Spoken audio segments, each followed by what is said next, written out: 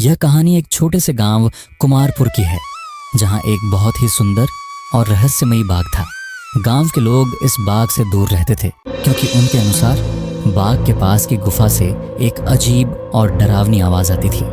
लोगों का मानना था कि उस गुफा में एक जिन कैद है जो लोगों को अपनी ओर बुलाकर अनहोनी कर देता है।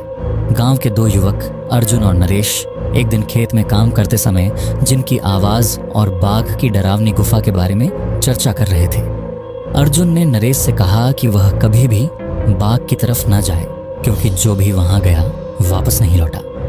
कुछ दिन बाद गांव के एक जिज्ञासु लड़के देवेश ने सोचा कि इस रहस्य को समझा जाए। वह अपने दोस्त के साथ चर्चा करता है और कहता है कि गुफा में जरूर कोई राज छुपा है।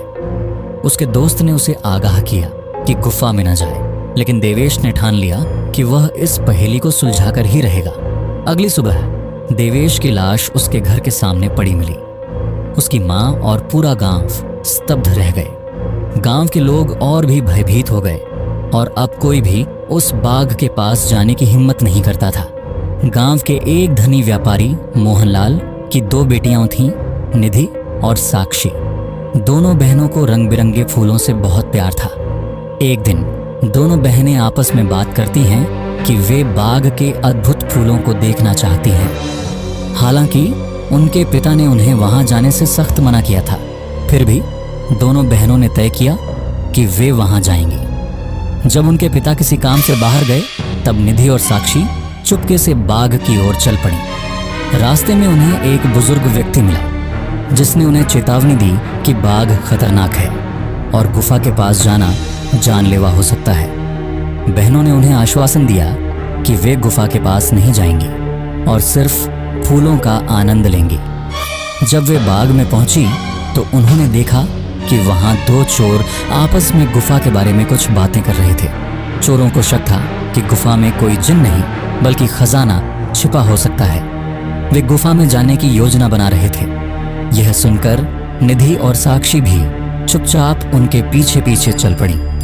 गुफा के पास उन्हें एक बूढ़ी औरत मिली जिसने उन्हें चेतावनी दी कि गुफा में एक जिन कैद है जो किसी भी इंसान को मार सकता है। साक्षी ने डर के मारे गुफा के बाहर ही रुकने का फैसला किया, लेकिन निधि ने हिम्मत दिखाते हुए गुफा के अंदर जाने का निश्चय किया। गुफा में दाखिल होते ही निधि को एक गूंजती हुई आवाज सुनाई दी।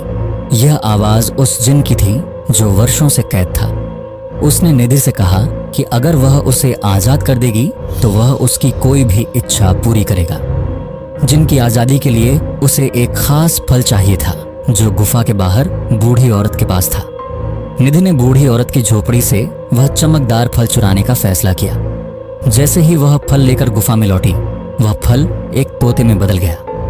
तोते ने जिन की आजादी का रहस्य बताया और कहा कि एक विशेष चाबी से जिन को मुक्त किया जा सकता है। निधि ने साहस दिखाते हुए वह चाबी पाई और गुफा में एक खिड़की खोली जिससे जिन आजाद हो गया। अपनी आजादी के बदले जिन ने निधि से कोई भी इच्छा मांगने को कहा। निधि ने उससे सिर्फ यह मांगा कि बाग हमेशा सुंदर बना रहे और वहां कभी कोई खतरनाक घटना ना हो, ताकि वह और उसकी बहन साक्षी बिना डर के वहां आ सकें। जिन ने उसकी इच्छा पूरी की और हमेशा के लिए उस स्थान से चला गया।